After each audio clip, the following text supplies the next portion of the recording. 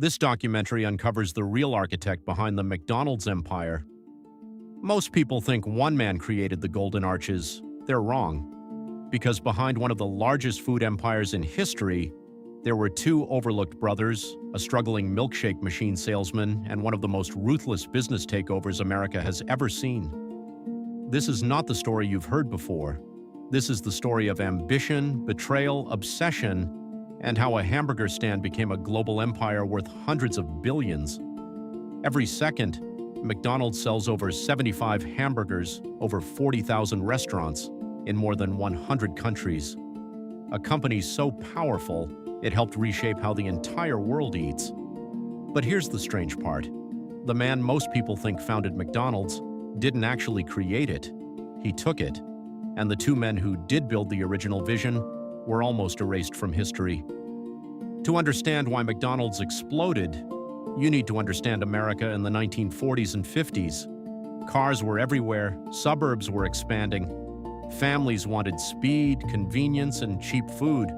But restaurants were slow. You parked, waitresses came to your car, menus were huge, orders took forever, and most drive-ins were chaotic. Then two brothers in California had an idea. What if food could work like a factory? Not fancy, not personal, fast, extremely fast. And that idea would quietly change the world. Act 1. The Rise. Richard and Maurice McDonald, better known as Dick and Mac McDonald, were not businessmen in suits. They were practical operators. In 1948, inside San Bernardino, California, they completely redesigned their restaurant. They eliminated waitresses, reduced the menu, focused almost entirely on hamburgers, fries, and drinks. But the real innovation wasn't the food, it was the system. The brothers studied factory assembly lines and applied the same logic to cooking. Every employee had one precise task. One person grilled patties, another added toppings, another wrapped burgers. Everything was optimized for speed. A hamburger could be delivered in seconds. For America at the time, this was revolutionary, and customers loved it. The parking lot stayed packed. Then, in 1954, a struggling salesman noticed something unusual. A restaurant had ordered 8 of his milkshake machines. Most places bought 1, maybe 2. But 8? That salesman's name was Ray Kroc. At the time, Kroc was 52 years old, not rich, not famous, not successful. He had sold paper cups, played piano, worked multiple jobs, and after decades of trying, he still hadn't made it. But when he visited the McDonald brothers restaurant, he immediately saw something the brothers didn't: scale, not one restaurant, thousands. Ray Kroc looked at McDonald's and saw the future of America. Kroc convinced the brothers to let him franchise the concept nationwide. In 1955, he created McDonald's System Inc., the company that would later become McDonald's. And at first, the partnership worked.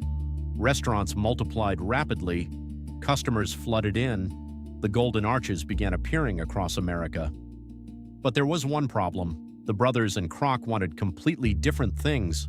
The brothers wanted stability, Kroc wanted domination, and eventually, only one vision could survive. If you enjoy stories about the hidden power moves behind billion-dollar empires, subscribe to BillionTrace, because the deeper you look into these companies, the darker the stories become. Act 2. The Crisis. Ray Kroc was obsessed. Former colleagues described him as relentless, aggressive, almost impossible to stop. He believed McDonald's could become the biggest restaurant chain on earth. But the McDonald brothers moved carefully, too carefully for Kroc. The conflicts started small. The brothers resisted changes. They argued over costs, quality standards, expansion speed. But underneath all of it was control. Who truly owned McDonald's? Kroc knew one thing. As long as the brothers controlled the company, his empire wasn't secure. So he made a decision that would change fast food history forever. He would buy them out. In 1961, after intense negotiations, Ray Kroc acquired the rights to McDonald's for $2.7 million. roughly enough for each brother to receive $1 million after taxes. At the time, it sounded enormous. Today, that stake would be worth tens of billions. But the most controversial part came next. According to multiple accounts, including Kroc's own autobiography and later reporting, the brothers believed they would continue receiving a small royalty from future sales based on a handshake agreement. The contract was never formally written, and they never received the royalties. The brothers lost the company they created, and Ray Kroc moved aggressively. He expanded internationally, standardized operations worldwide, perfected franchising. But his greatest move wasn't burgers, it was real estate. Former McDonald's executive Harry J. Sonneborn helped build a model where the company bought land and leased it to franchise owners. That changed everything. McDonald's wasn't just selling food anymore, it was controlling property, collecting rent, building one of the most powerful real estate machines in business history. The burgers made McDonald's famous, the land made it rich. By the 1970s, McDonald's had become a symbol of American capitalism itself. And Ray Kroc, once a struggling salesman in his 50s, became one of the most influential businessmen in the world. But while Kroc became legendary, the McDonald brothers faded into obscurity. Even their original restaurant was eventually demolished. History remembered the empire, not the inventors. Act 3, The Lesson. The story of McDonald's forces an uncomfortable question: who deserves credit? The people who invent something, or the people who scale it into a global empire?